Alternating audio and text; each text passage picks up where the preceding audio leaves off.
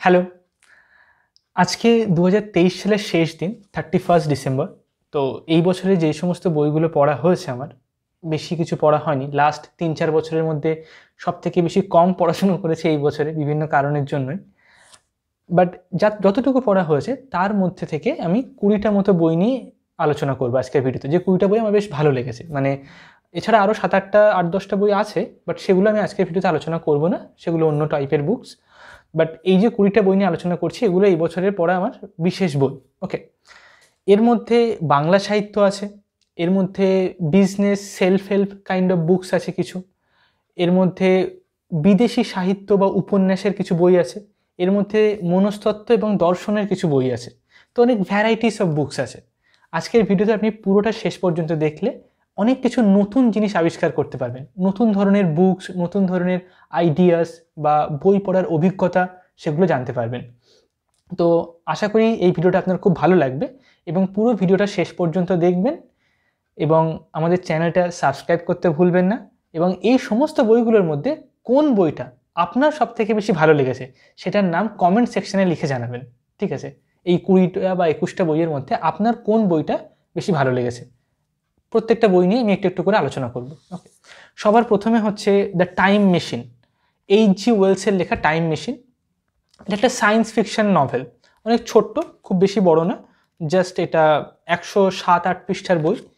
এই এইচ.জি. ওয়েলসের time machine বইটা সত্যজিৎ রায় তিনি যখন কলেজে পড়তেন তখন তিনি এই বইটা পড়েছিলেন এবং এই বইটা পড়ার পর ইন্সপায়ার হয়েই পরবর্তীকালে উনি প্রফেসর শঙ্কুর একটা স্টোরি আছে, যেটা হচ্ছে প্রফেসর শঙ্কুর প্রফেসর রন্ডির টাইম মেশিন বলে একটা বই আছে, মানে একটা উপন্যাস আছে, গল্প আছে শঙ্কুর সিরিজের মধ্যে।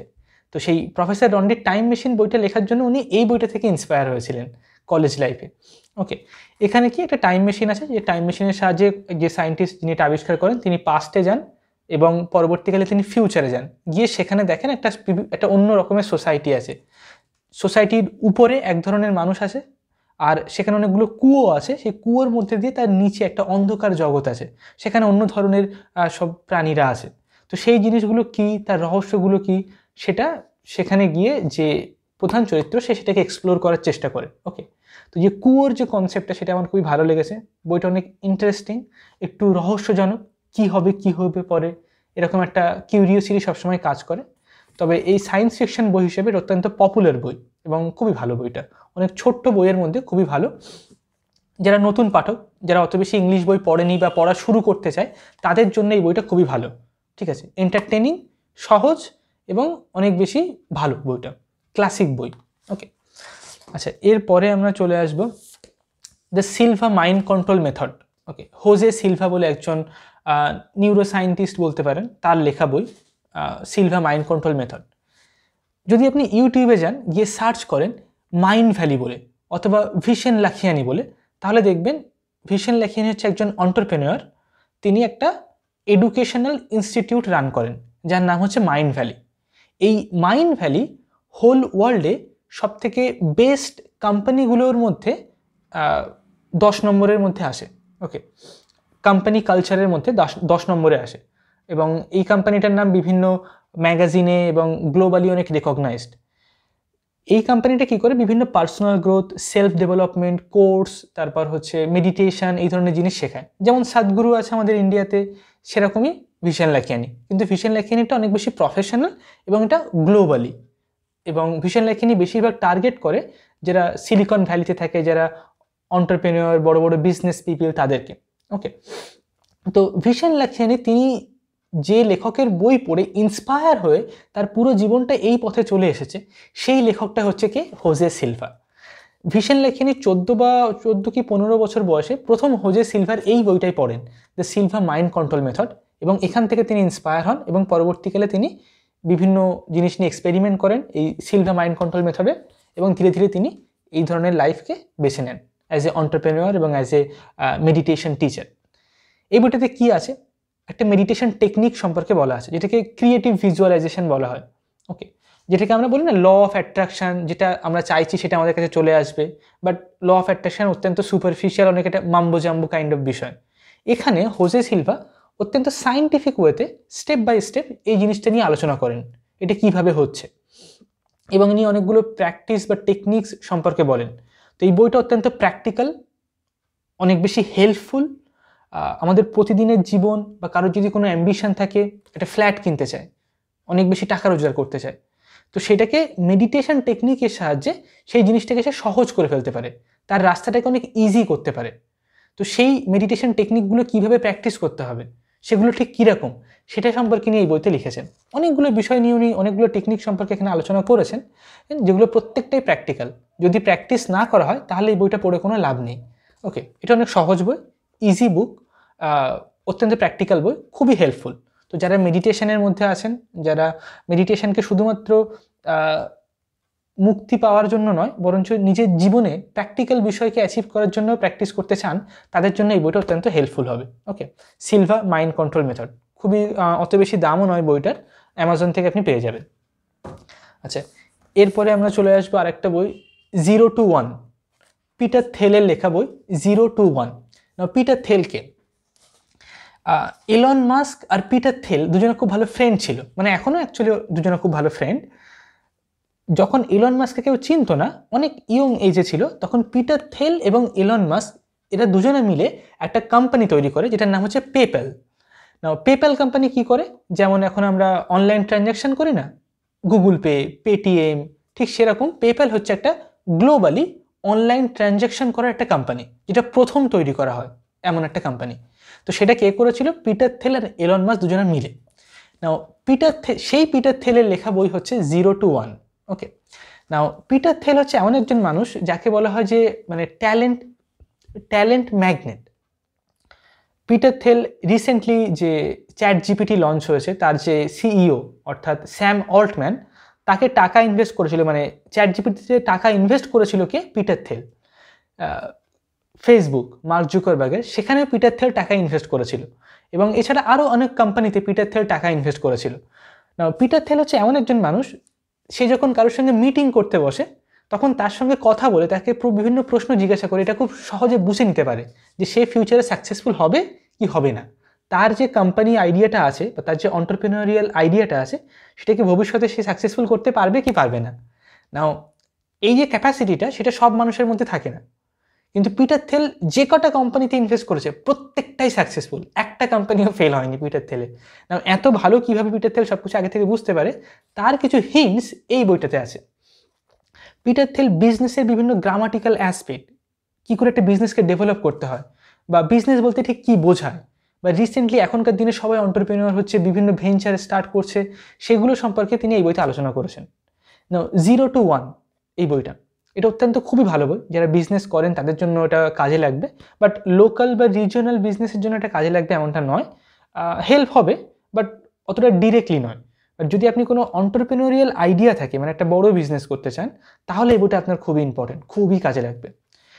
পিটার থেল বলে কি 2 ধরনের গ্রোথ হয় আমাদের লাইফে, ইনফ্যাক্ট বিজনেসেও।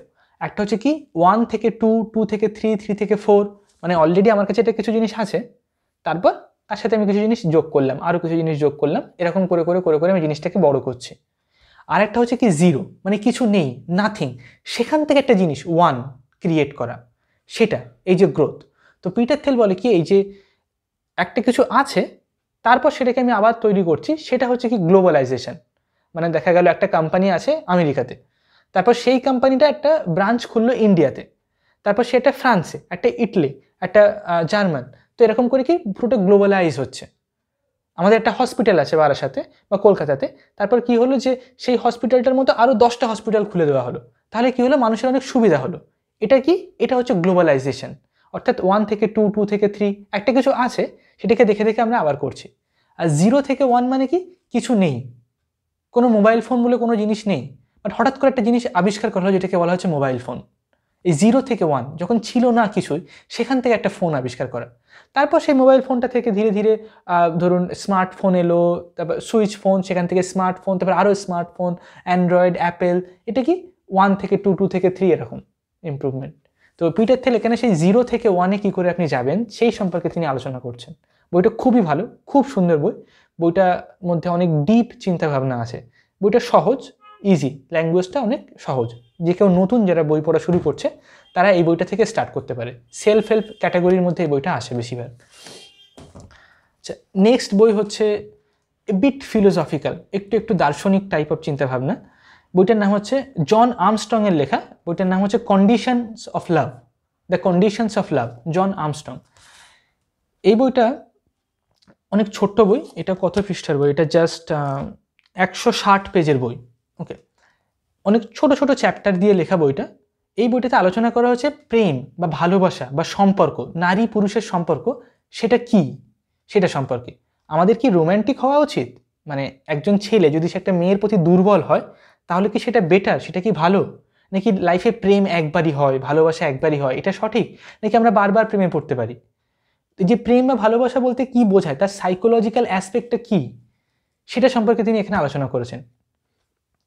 অনেক রোম্যান্টিক চিন্তাভাবনা বা রোম্যান্টিক যে সেন্সিটিভিটি আমাদের মধ্যে, সেটা কি সঠিক? সেটা কি আমাদেরকে সঠিক পথে নিয়ে যায়, নাকি সেটা ভুল? যদি তাহলে ভুল হয়, তাহলে কেন ভুল? যদি ঠিক হয়, তাহলে কেন ঠিক? তো এই বইয়ের মধ্যে উনি দেখিয়েছেন যে ইমাজিনেশন বা কল্পনা, তার সাথে প্রেমের সম্পর্ক কি, বা আমরা এজ এ মানুষ হিসেবে আমাদের যে বিশ্বাস, তার সাথে আমাদের প্রেম বা ভালোবাসার সম্পর্ক কি, আমরা দেশ জাতি সমাজকে কিভাবে দেখি, তার সাথে আমাদের প্রেম বা ভালোবাসার সম্পর্ক কি, ঠিক আছে?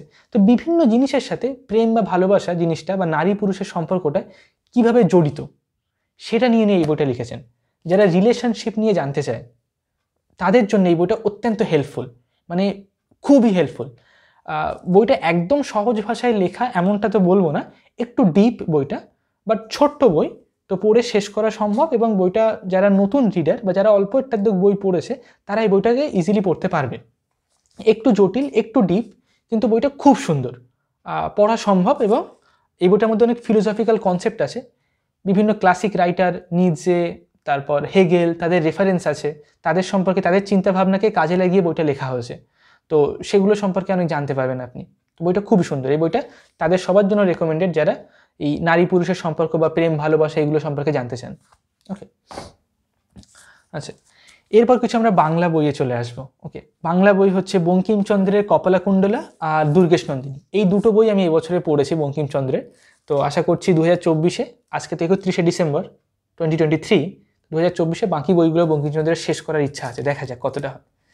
নাও দুর্গেশ নন্দিনী কপালাকুণ্ডলা। নাও দুর্গেশ নন্দিনী প্রভাবত মানে বঙ্কিমচন্দ্রের প্রথম লেখা তার জীবনে উপন্যাস হিসেবে।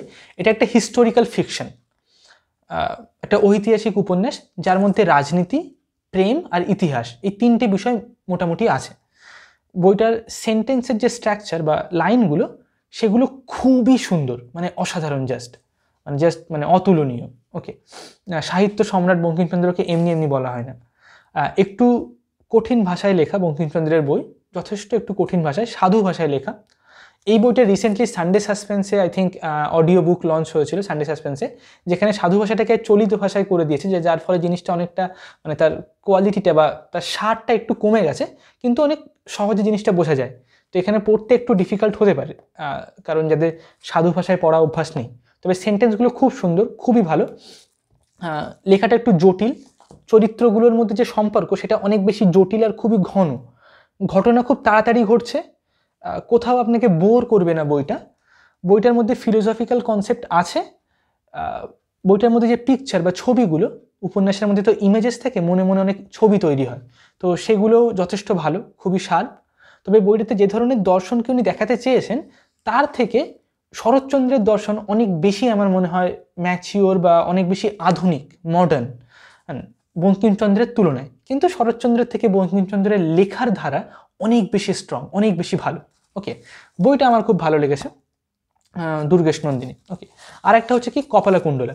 দুর্গেশ নন্দিনীর থেকে কপালাকুণ্ডলা বইটা আই থিঙ্ক আমার একটু বেশি ভালো লেগেছে, কারণ কপালাকুণ্ডলাতেও অনেক অন্যান্য রাইটারের রেফারেন্স আছে, যেটা খুবই ভালো। বিভিন্ন বিদেশি রাইটার, বিভিন্ন যেমন মেঘনাদ বধ কাব্যের বিভিন্ন লাইন কোটেশন দিয়ে একটা চ্যাপ্টার শুরু হচ্ছে।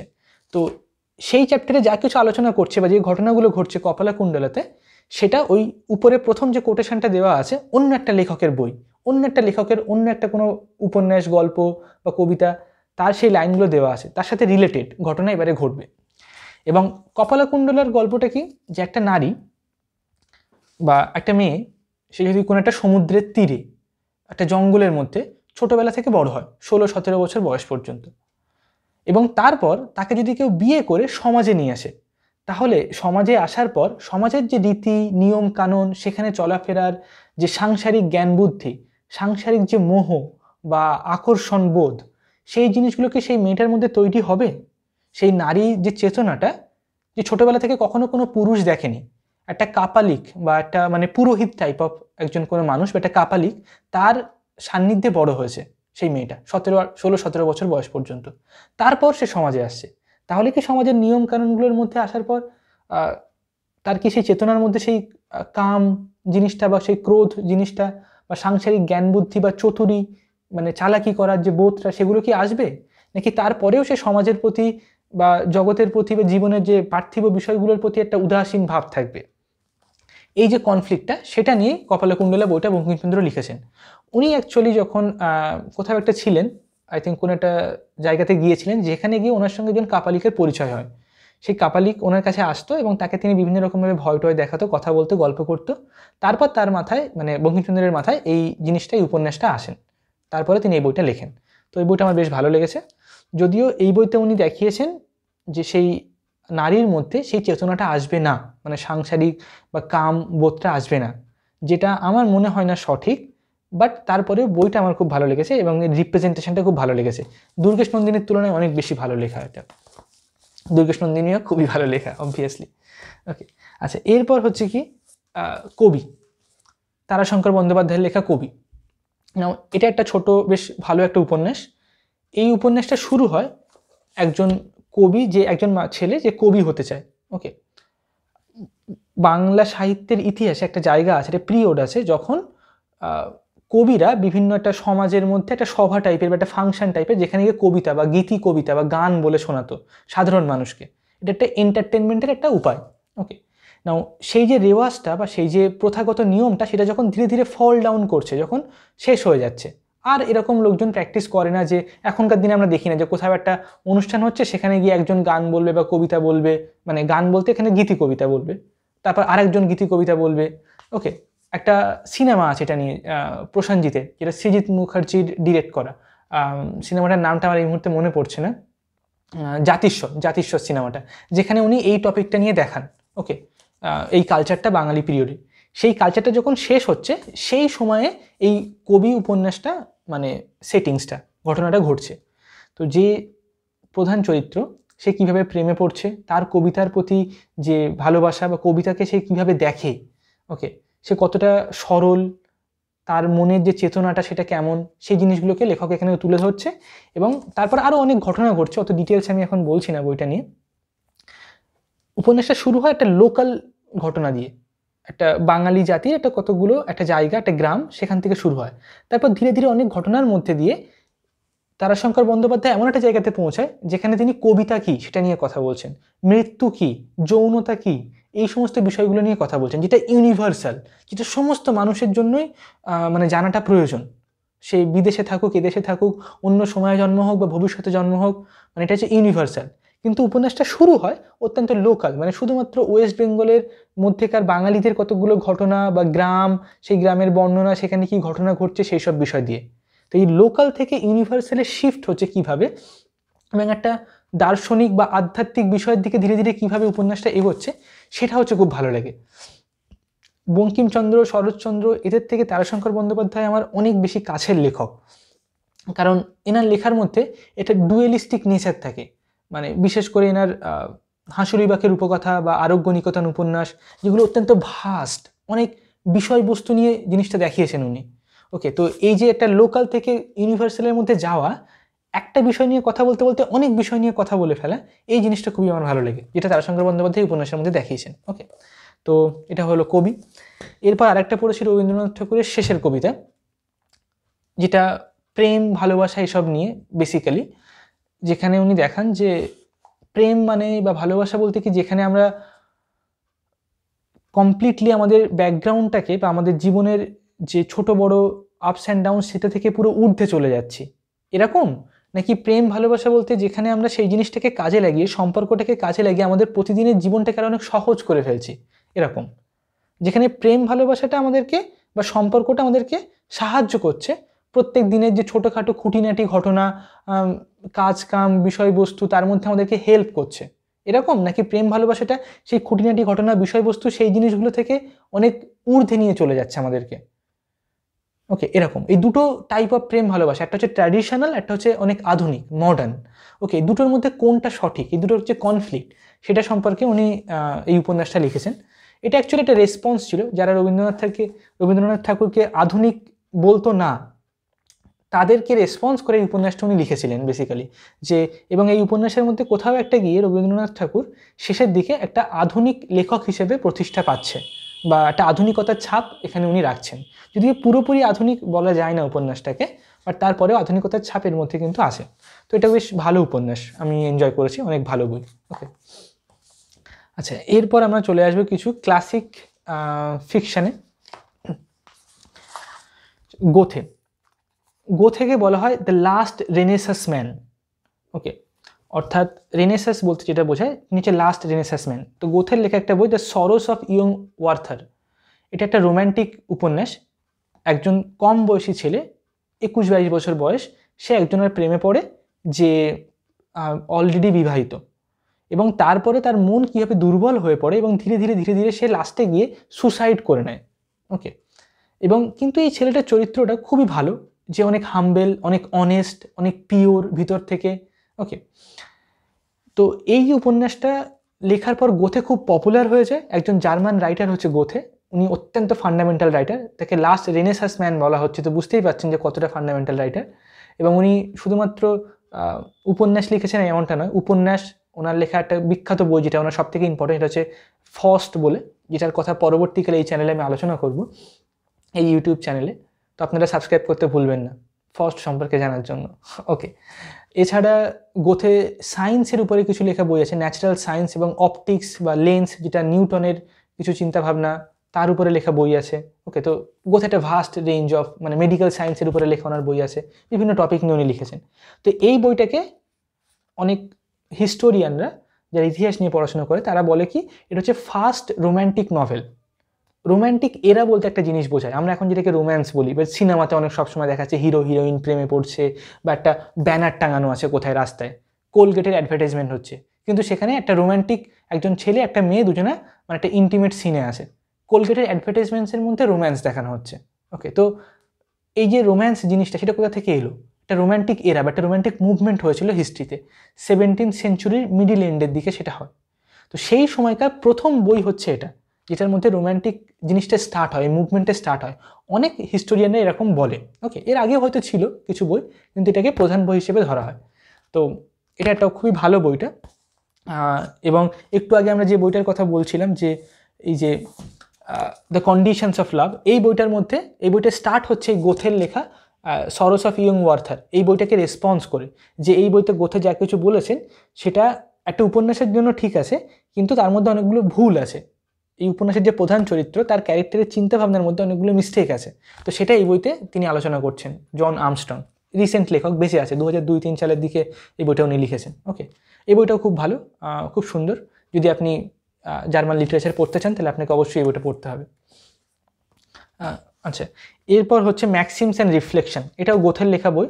এই বইতে গোথের ছোট ছোট অ্যাফোরিজম, মানে 4-5 লাইনের এক একটা লেখা, সেটা তার মধ্যেই কমপ্লিট। তারপর আবার একটা 3-4 লাইনের বা একটা 5-6 লাইনের একটা কোটেশন।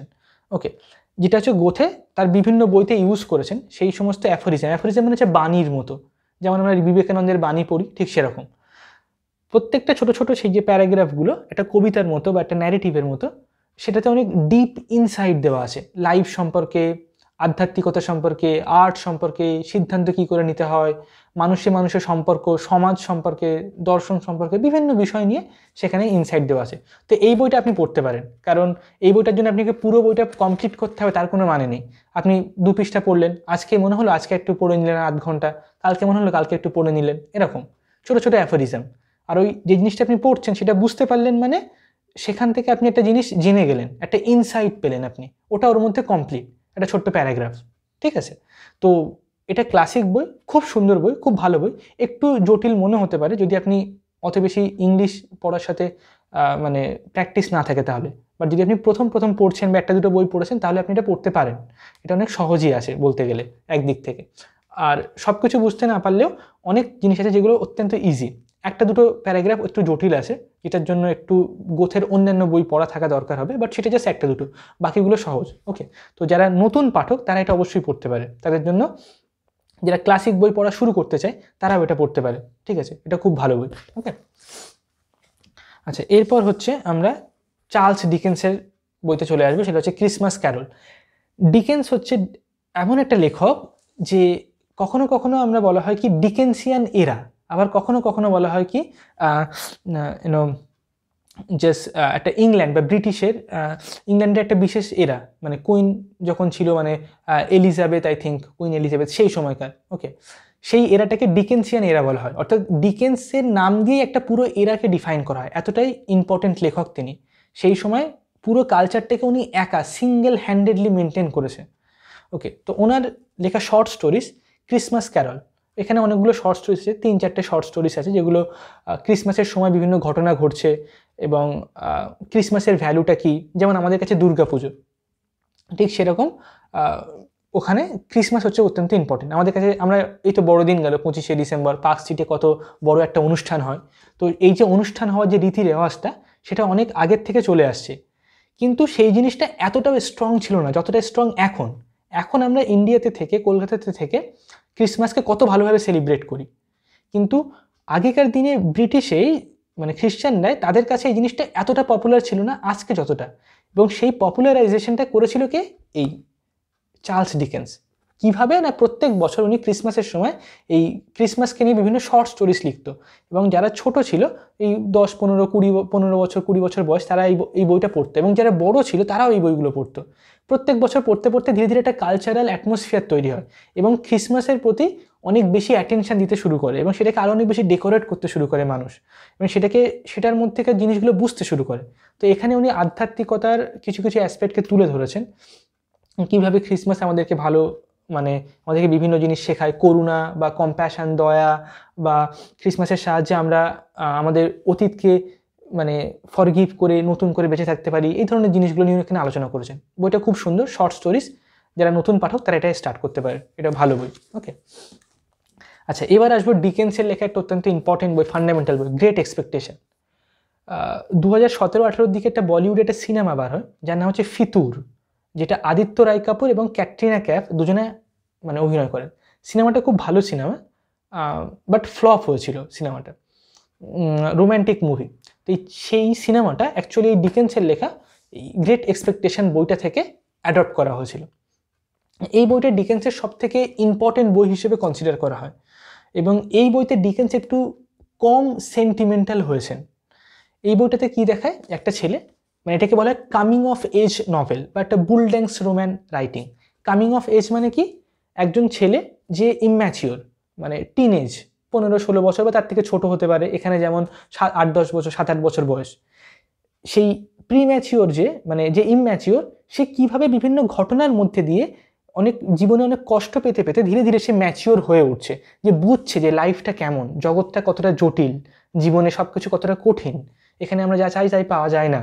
তো সেই যে ইম্যাচিওর থেকে প্রিম্যাচিওর থেকে ম্যাচিওর হওয়ার যে জার্নিটা, তার মনের মধ্যে ঠিক কীরকম ঘটনা ঘটছে সেটা নিয়ে এই বইটা লেখা। এছাড়া আরও অনেক বিষয় আছে বইটাতে। তো বইটা খুবই অসাধারণ বই, মানে অসাধারণ, জাস্ট আমি এক কথায়, মানে এর থেকে ভালো বই, মানে এটা পৃথিবীর ইতিহাসে লেখা সব থেকে শ্রেষ্ঠ বইগুলোর মধ্যে একটা হচ্ছে এই ডিকেন্সের লেখা গ্রেট এক্সপেকটেশন।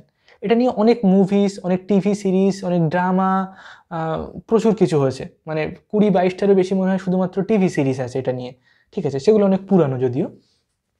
তো এখানে এটা বেসিক্যালি একটা লাভ স্টোরি, বাট লাভ স্টোরিটা এখানে মেন বিষয় নয়, এটার মধ্যে একটা সাইকোলজিক্যাল ট্রান্সফরমেশন, একজন ছেলের তার একটা অটোবায়োগ্রাফিক্যাল ফরম্যাটে লেখা বই, সে কীভাবে বড় হয়ে উঠছে, তার জার্নিটা, সেটা সে সব কিছু একরকম ভাবে, কিন্তু পরবর্তীকালে দেখে সব কিছু অন্য রকম, সে সব কিছু একরকমভাবে চেয়ে এসছে, কিন্তু সে জীবনটা তার অন্য রকম হয়ে যাচ্ছে।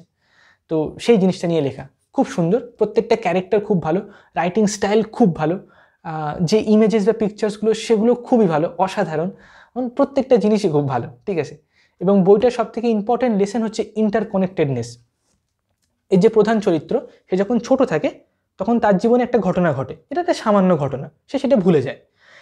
তারপর সে বড় হতে শুরু করে, এবং তার জীবনে অনেক অন্যান্য ঘটনা ঘটে, কিন্তু সেই ছোট্ট সামান্য ঘটনাটা ভিতরে ভিতরে তার জীবনকে অনেক এফেক্ট তৈরি করছিল, সেটা সে জানতেই পারেনি। অনেক পরে এসে সে সেটা ডিসকভার করে, এবং যেগুলোকে সে অনেক বড় বা ইম্পর্টেন্ট ঘটনা বলে মনে করেছিল, সেগুলোর থেকেও এই ছোট্ট ঘটনাটা তার জীবনে অনেক বেশি প্রভাব ফেলে। তো একটা ঘটনার কনসিকুয়েন্স বা তার প্রভাব, সেটা আমরা তো সবসময় দেখতে পাচ্ছি না, অনেক পরে কি হয়তো বুঝতে পারবো। এই যে ইন্টারকানেক্টেডনেস, একটার সাথে একটা জড়িত, এবং একটা ঘটনার যে প্রভাব, সেটা অনেক পরেই আমরা বুঝতে পারছি, অনেক অনেক বেশি প্রভাব পড়ছে যতটা আমরা ভাবছি তার থেকেও। এটা হচ্ছে এই বইয়ের মেন টপিক বা একটা লার্নিং বলা যেতে পারে। ওকে, আচ্ছা, এরপর নেক্সট আমরা চলে আসবো, রিসেন্টলি আমি পড়া শুরু করেছি আর.সি. মজুমদারের লেখা দ্য হিস্ট্রি অফ বেঙ্গল বলে। তো এই বইটার 4টে খণ্ড আছে, দুটো হচ্ছে মানে মডার্ন হিস্ট্রি অফ মডার্ন বেঙ্গলটা আমি শুরু করেছি। তো এই দুটো খণ্ড, পার্ট 1 পার্ট 2, এটা পার্ট 1 এটা পার্ট 2। এছাড়া হচ্ছে মিডিয়েভাল বেঙ্গলের একটা বই আছে, আর অ্যানসিয়েন্টের জন্য একটা বই আছে। তো এই 4টে বই। তো হিস্ট্রি অফ বেঙ্গলের মধ্যে খুব ভালো লাগছে বইটা পড়তে, মানে অনেক ডিটেলসে লেখা আছে প্রত্যেকটা জিনিস, একদম পুঙ্খানুপুঙ্খভাবে। বইটা ইংলিশে লেখা যদিও। বাঙালির ইতিহাস যদি আপনি জানতে চান, মানে ওয়েস্ট বেঙ্গলের ইতিহাস, তাহলে এই আর.সি. মজুমদারের বই মানে this is a must read book. Okay, তো মানে অত্যন্ত ইম্পর্টেন্ট। এখানে একদম like 17th I think 18th century থেকে বইটা স্টার্ট হচ্ছে, যখন নবাব সিরাজউদ্দৌলা বা সেই সময়কাল থেকে স্টার্ট হচ্ছে, এবং তারপরের থেকে ঘটনাগুলো পরপর ঘটে আসছে 1947 সাল পর্যন্ত বা তার পরবর্তী সময় পর্যন্ত এই বইটাতে আছে। ওকে, এই দুটো খণ্ডে আছে। ওকে, তো এই দুটো বইতে যা যা কিছু আমি পড়ছি, সেই সব কিছু নিয়ে আমার ভিডিও বানানোর ইচ্ছা আছে ইউটিউব চ্যানেলে, এবং মানে বাঙালির ইতিহাসটা কি সেটা জানাটা অত্যন্ত ইম্পর্টেন্ট। বেশিরভাগ আমি যাদের সাথে মিশি বা কথা বলি, তাদের মধ্যে তারা মানে আমরা ওয়েস্ট বেঙ্গলের হিস্ট্রিটা সম্পর্কে ভালো করে জানি না। সেই জিনিসটা জানাটা অত্যন্ত গুরুত্বপূর্ণ, সেটা আমাদের আইডেন্টিটি বা আমাদের লাইফটাকে এটা শেপ দেবে, যে অ্যাকচুয়ালি আমাদের অ্যাজ এ মানে বাঙালি হিসেবে আমরা অ্যাকচুয়ালি কেমন বা কোথা থেকে এসছি, সেটা বুঝতে পারলে আমাদের ব্যক্তিগত জীবনেও অনেক কিছুতে সাহায্য করবে, আর সোশ্যাল লাইফে তো অবভিয়াসলি। ওকে, তো যাই হোক, এই দুটো বই এখনও শেষ হয়নি আমার, প্রথম খণ্ডটা চলছে, অর্ধেকের বেশি হয়েছে। তো এই দুটো নিয়ে আমি পরবর্তীকালে এই চ্যানেলে ডিটেলসে আলোচনা করব যে বাঙালির ইতিহাস কী। আচ্ছা, এরপরে হচ্ছে এফ স্কট ফিটজেরাল্ডের লেখা দ্য গ্রেট গ্যাটসবি। এটা নিয়ে একটা হলিউড মুভি আছে, লিওনার্দো ডি ক্যাপ্রিও, যেটা আপনি দেখতে পারেন। বইটা অনেক আমরা সবসময় এরকম বলে থাকি যে যে ইউনো ফরেন মানে ওয়েস্টার্ন কালচারে, সেখানে সবাই অনেক বেশি সেক্সুয়ালিটির মধ্যে বেশি ইনভলভ, অনেক বেশি ইন্ডালজমেন্টে থাকে, বেশি মেটেরিয়ালিস্টিক সব কিছু। ঠিক আছে, তারা সবসময় মানে তারা বোঝে না আধ্যাত্মিকতা কী। ঠিক আছে, তো সেই যে জিনিসটা আমরা বলি, কেন বলি, মানে কেন তাদের কালচারটা এরকম, কেন ওদের চিন্তাভাবনাটা এরকম, তাদের ফিলিংসটা কেন ওই রকম, তাদের মনটা কেন ওই রকম। ঠিক আছে, সেই জিনিসটা যদি আপনি বুঝতে চান, তাহলে এই বইটা পড়তে হবে আপনাকে। তো মানে এটা অসাধারণ বই, খুব সুন্দর বই, মানে ওয়ান অফ দ্য বেস্ট বুক। খুব ছোট্ট বইটা, এবং এই বইটা নিয়ে আমি বেশি কথা বলবো না। সিনেমাটা আপনি দেখতে পারেন, আমি সিনেমাটা এখনও দেখিনি, বাট সিনেমাটা আমার মনে হয় না অতটা ভালো। আমি শুনেছি, আমার একজন ফ্রেন্ড সে দেখেছে, এবং আমি কিছুটা দেখেছিলাম সিনেমাটার, তো অতটা বেশি ভালো লাগেনি।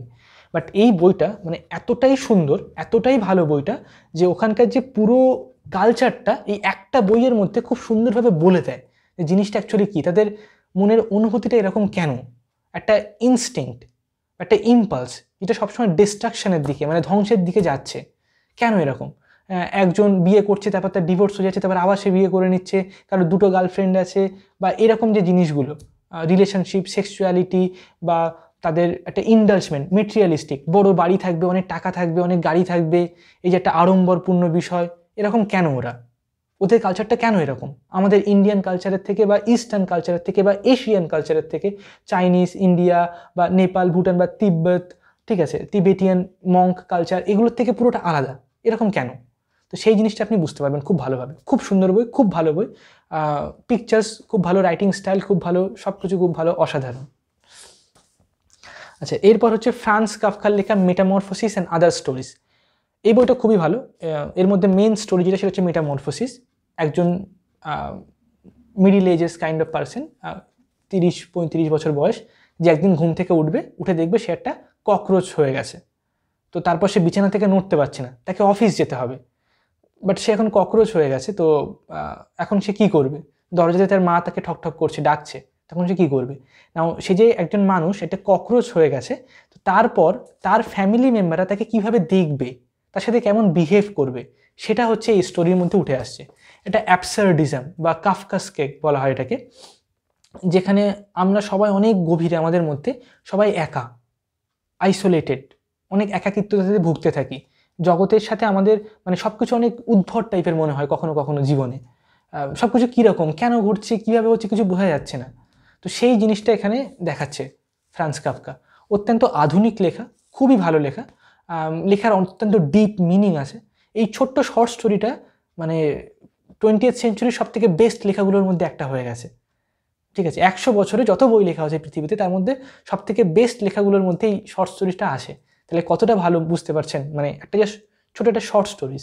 ওকে, তো এই বইটাই শর্ট মেটামরফোসিস সম্পর্কে আমার ইউটিউব চ্যানেলে একটা ভিডিও আছে, যদিও ওটা অত ডিটেলসে আলোচনা করা নেই, বাট তাও আপনি ওটা দেখতে পারেন, ওটা খুবই ভালো ভিডিও।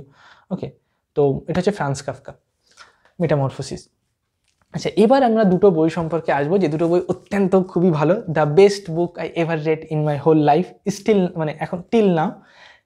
দুটো হচ্ছে জার্মান রাইটার থমাস মানের লেখা, একটা হচ্ছে বুডেনব্রুকস আর একটা হচ্ছে the magic mountain. Okay, magic mountain সম্পর্কে এই চ্যানেলে একটা ইউটিউব ভিডিও অলরেডি আছে। তো ম্যাজিক মাউন্টেন বইটা আই থিঙ্ক 730 পেজের বই, আর বুডেনব্রুকস বইটা হচ্ছে কত 854 পৃষ্ঠার বই। এই বুডেনব্রুকস বইটা হচ্ছে একটা ফ্যামিলি ক্রনিকলস।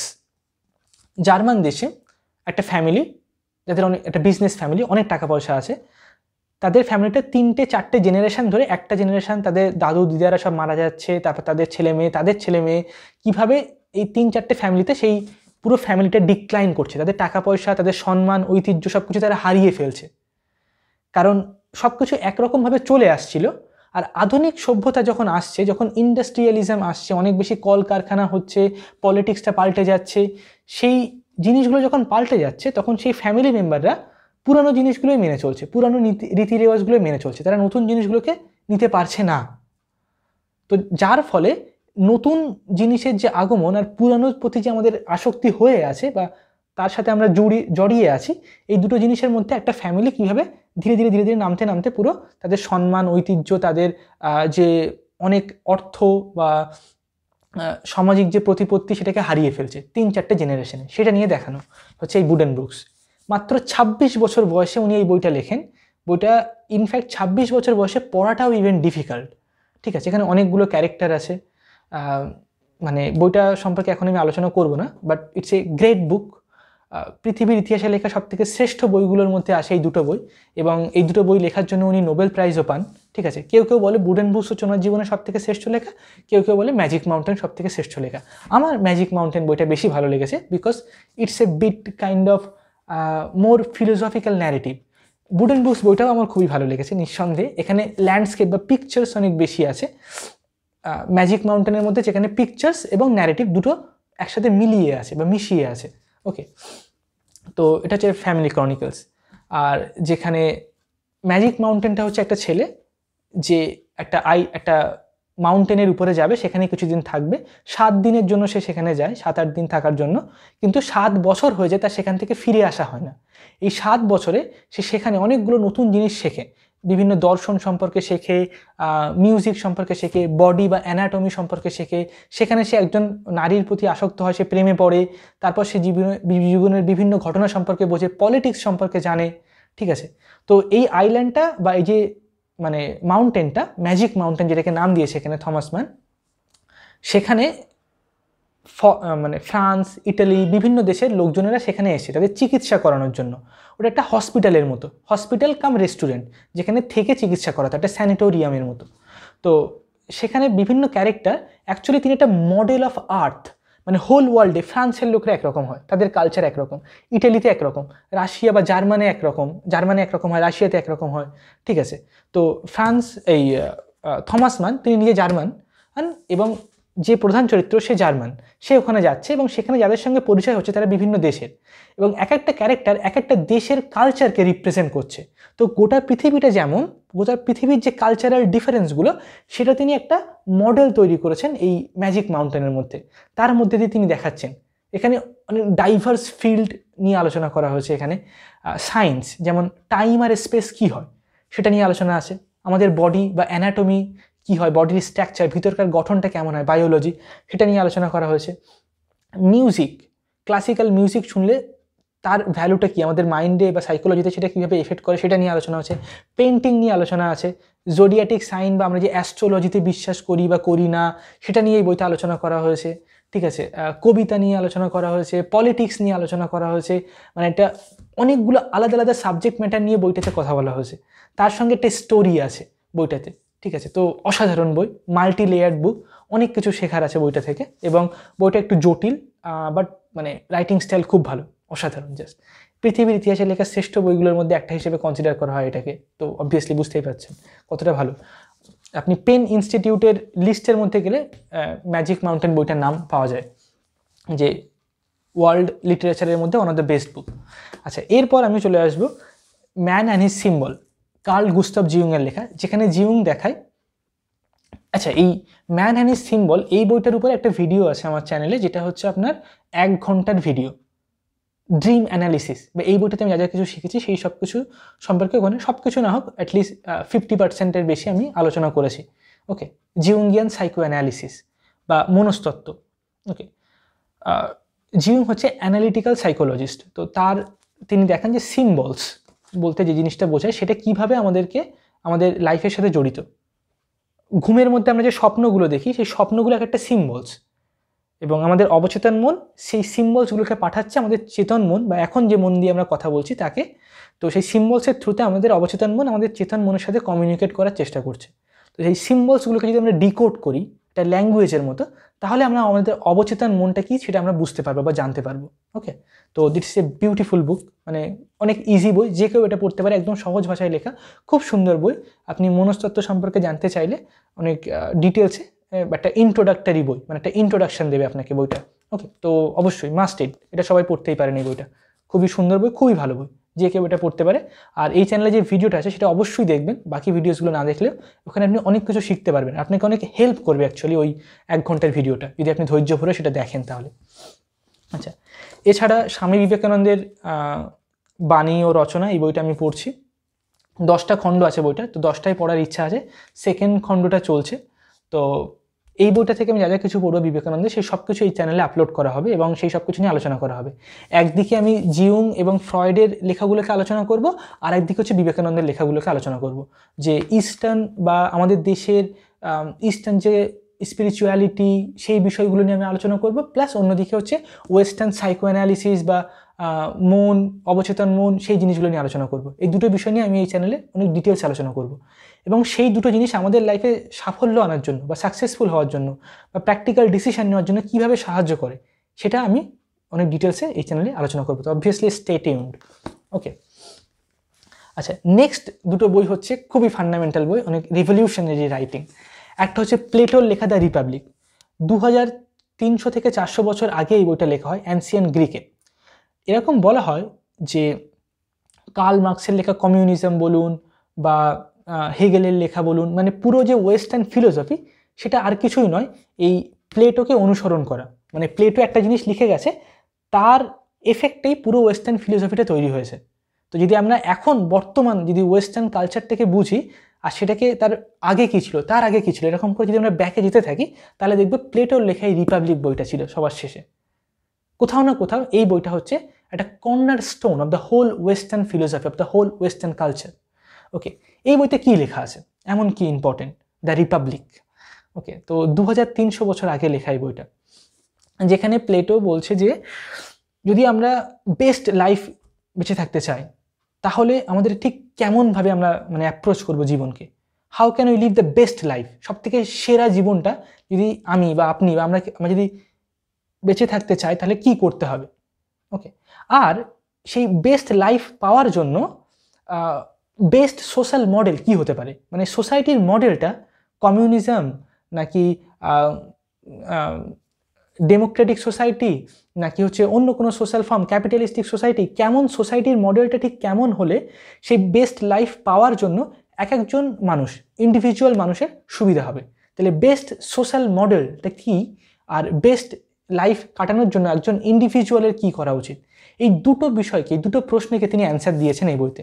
এবং সেটা অ্যান্সার দিতে গিয়ে তিনি philosophy, art, metaphysics, spirituality, religious, music, poetry, মানে এডুকেশান, সোশ্যাল মডেল, পলিটিক্স, এই সমস্ত বিষয় নিয়ে উনি টাচ করেছেন, সেই সমস্ত জিনিসগুলোকে নিয়ে আলোচনা করেছেন এই বইটার মধ্যে। তো এটা অত্যন্ত ভালো বই, ডায়ালগ ফর্মে লেখা, যেখানে সক্রেটিস অন্যদের সাথে তর্ক করছে বা ডিবেট করছে, কথা বলছে, এবং তার মাধ্যমে অন্যদেরকে বোঝাচ্ছে যে অ্যাকচুয়ালি তার যে কনসেপ্টগুলো বা ধারণাগুলো, যেখানে ফিলোসফার কিং বা ফিলোসফি বলতে আমরা এই জিনিসটা বুঝি। ওকে, আচ্ছা, এবার সবার লাস্টে আমি যে বইটার কথা বলবো, এই বইটা হচ্ছে আমার মাইন্ডটাকে পুরো জাস্ট ডিস্টার্ব করে রেখে দিয়েছে একদম। এই বইটা পড়ার পর থেকে, এটা আমি লাস্ট পড়েছি এই বছরে আমার, এটা পড়ার পর থেকে আমি এখনও এই বইটা থেকে বার হতে পারিনি। এটার নাম হচ্ছে the sublime object of ideology, written by Slavoj Zizek, Czechoslovakian বা স্লোভেনিয়ান রাইটার একজন। আপনি ইউটিউবে সার্চ করলে পেয়ে যাবেন। এই মুহূর্তে হোল ওয়ার্ল্ডে যত বেস্ট ফিলোসফার বেঁচে আছে তাদের মধ্যে উনি হচ্ছেন একজন। অনেকে জিজেককে বলে the world most dangerous philosopher. Okay, উনি বেঁচে আছেন, ওনার অনেক ভিডিওস অ্যাভেলেবেল আছে ইউটিউবে, এবং এটা হচ্ছে উনি 37 ইয়ার এজে প্রথম উনি এই বইটা লেখেন, এবং মানে জাস্ট অসাধারণ বই, অসাধারণ বই, just it's like mind bending বই, মানে মাইন্ডটাকে পুরো ঘুরিয়েই রেখে দেবে, মানে ইটস লাইক রেভলিউশনারি একটা চিন্তাভাবনা। এখানে জিজেক ফিলোসফির হিস্ট্রিতে দুটো ধরনের চিন্তাভাবনা হয়, একটা হচ্ছে ইম্যানুয়েল কান্ট বা নোয়াম চমস্কি, তারপর হচ্ছে ফিটসে, এরা একটা লিনিয়েজ। আর ঠিক এর উল্টো দিকে হচ্ছে কি হেগেল, তারপর মার্কস, ল্যাকান, এরা হচ্ছে একটা লিনিয়েজ। তো জিজেক হচ্ছে ওই হেগেল, মার্কস, ল্যাকান এদের লেখাগুলো, মানে সিগমন্ড ফ্রয়েড, যেমন একটু আগে আমরা জিউংয়ের লেখা পড়লাম না, এই যে বইটা জিউংয়ের ম্যান অ্যান্ড হিজ সিম্বল, এই বইটা যেমন জিউং সাইকোলজি বা ড্রিম থিওরি, মানে ঘুমের মধ্যে যে আমরা স্বপ্ন দেখি সেটাকে কাজে লাগিয়ে তিনি কী করে আমাদের বাস্তব জীবনটাকে ঠিক করা সম্ভব, সামাজিক হোক বা আমাদের ব্যক্তিগত জীবন হোক, সেটা নিয়ে বইটা লেখা। তো জিউংয়ের আগে একজন এসেছিল, তার নাম হচ্ছে ফ্রয়েড, সিগমন্ড ফ্রয়েড, তার সম্পর্কে আমরাও আলোচনা করবো এই চ্যানেলে। এবং জিউংয়ের পরে আর একজন এসছে, যিনি হচ্ছে একজন সাইকো অ্যানালিসিস্ট, তার নাম হচ্ছে ল্যাকান। ঠিক আছে, জ্যাসেক ল্যাকান, তিনি একজন ফ্রেঞ্চের সাইকো অ্যানালিসিস্ট, তিনি 2000 সাল পর্যন্ত আই থিঙ্ক বেঁচে ছিল। তো ওনার লেখাকে উনি অনুসরণ করেন জিজেক অত্যন্ত বেশি। আর একজন হচ্ছে জার্মান আইডিয়ালিস্টিক ফিলোসফার হেগেল, তার লেখাকে উনি অনুসরণ করেন জিজেক। এবং বইটার মধ্যে এত রেফারেন্স আছে, ল্যাকান, জিজেক, প্লেটো, জিউং, তারপর ফ্রয়েড, তারপর ডেরিডা, তারপর মানে তারপর মিউজিক লাইক বেথোভন, মোজার্ট, ঠিক আছে, থেকে টাইটানিকের যে শিপ ওয়েক হয় সেটা, বিভিন্ন জোকস আছে বইটার মধ্যে, এছাড়া বিভিন্ন সিনেমা, অ্যালফ্রেড হিচককের মুভিজ, তারপর হচ্ছে কমেডি, ফান, উম্বার্তো ইকো ইটালিয়ান রাইটারের লেখা বইয়ের রেফারেন্স, মানে এমন কিছু নেই যার রেফারেন্স দেয়নি। জোকস মানে কমেডি থেকে শুরু করে, সিনেমা থেকে শুরু করে, পপুলার কালচারাল ঘটনা যেমন টাইটানিকের ভেঙে যাওয়া, তারপর থেকে শুরু করে ডিপ সাইকোলজি থেকে শুরু করে, পলিটিক্স থেকে শুরু করে সব কিছু নিয়ে কথা বলেছেন। রিলিজিয়াস থেকে শুরু করে খ্রিশ্চানিটি, খ্রিশ্চান রিলিজিয়াস সম্পর্কে উনি কথা বলেছেন। ঠিক আছে, তো বইটা 200 পেজ, 263 পেজ, 263। বাট এই বইটা এতটাই বেশি, আমার পড়ার পর মনে হচ্ছে যেন 600-700 পৃষ্ঠার বই পড়ে নিয়েছি একদম, এত ডেন্স লেখা। আর ল্যাঙ্গুয়েজ হচ্ছে অত্যন্ত ডিফিকাল্ট, খুব কমপ্লেক্স লেখা, মানে এক একটা সেন্টেন্সের মধ্যে কমা বা কোলন দিয়ে, মানে একটা প্যারাগ্রাফে কোনো ফুল স্টপ নেই এরকম। আর এমন একটা পেজ নেই যেখানে উনি অন্য কোনো রাইটারের রেফারেন্স দিচ্ছে না, মানে উনি কোনো একটা জিনিস বলছে এমনটা নয়, বরঞ্চ হেগেল এটা বলেছিল সেটাকে রেসপন্স করছে, কান্ট, ইম্যানুয়েল কান্ট এটা বলেছে সেটাকে রেসপন্স করছে, ল্যাকান এটা বলেছে সেটাকে রেসপন্স করছে, অন্যান্য লেখাগুলোর প্রতি কমেন্টস দিয়ে দিয়ে রেসপন্স করে করে নিজের থিওরিটিকে দাঁড় করাচ্ছেন। তো এই বইটা পড়তে গেলে আপনাকে সেই প্রিভিয়াস লেখা বা তাদের সম্পর্কে একটা মিনিমাম একটা ধারণা থাকতে হবে, তাহলে এই বইটা ভালোভাবে ডিটেলসে বোঝা সম্ভব। অত্যন্ত ডেন্স লেখা, খুব কমপ্লেক্স লেখা, এক্সট্রিমলি ডিপ, মানে বইটা এতটাই ফান্ডামেন্টাল যে everywhere it is applicable. Politics থেকে শুরু করে, সোসাইটি থেকে শুরু করে, রিলিজিয়াস থেকে শুরু করে, আমাদের সাইকোলজি থেকে শুরু করে, পার্সোনাল লাইফ থেকে শুরু করে, এভরিওয়ার ইট ইজ অ্যাপ্লিকেবল বইটা। আর অত্যন্ত ভাস্ট রাইটিং, বইটা আপনাকে কখনো বোর করে না। কখনো কখনো বইটা পড়ার পর আপনার মনে হতে পারে খুবই র্যাডিক্যাল, মানে এক্সট্রিম হয়ে যাচ্ছে কথাবার্তাগুলো একদম খুবই, কিন্তু কখনো মনে হতে পারে হ্যাঁ হ্যাঁ এটা সঠিক, এরকমই তো হয়। কখনো মনে হতে পারে যে না, তো মানে খুব জটিল রাইটিং। ওকে, আর এখানে উনি দেখেন যে ল্যাকানের থেকে, মানে আপনার কান্টের থেকে হেগেল অনেক বেশি মানে পাওয়ারফুল ফিলোসফার, যেখানে অ্যাকর্ডিং টু হেগেলিয়ান সাবজেক্টিভিটি মানে হেগেলিয়ান ফিলোসফি, আমরা as a subject human being আমরা হচ্ছে কমপ্লিট, আমরা ধীরে ধীরে অ্যাবসলিউটের দিকে এগিয়ে যাচ্ছি। তো সেটাই উনি দেখান। ওকে, আমরা কন্ডিশনাল নই, আমরা অ্যাবসলিউটের দিকে ধীরে ধীরে এগিয়ে যাচ্ছি। তো আশা করি আপনিও অ্যাবসলিউটের দিকে ধীরে ধীরে এগিয়ে যাচ্ছেন এবং আধ্যাত্মিকতা, স্পিরিচুয়ালিটি সব কিছু আপনাকে অনেক সাহায্য করবে। Thank you so much. আজকের জন্য এতটুকুই। নেক্সট ভিডিওতে আবার দেখা হবে। বাই।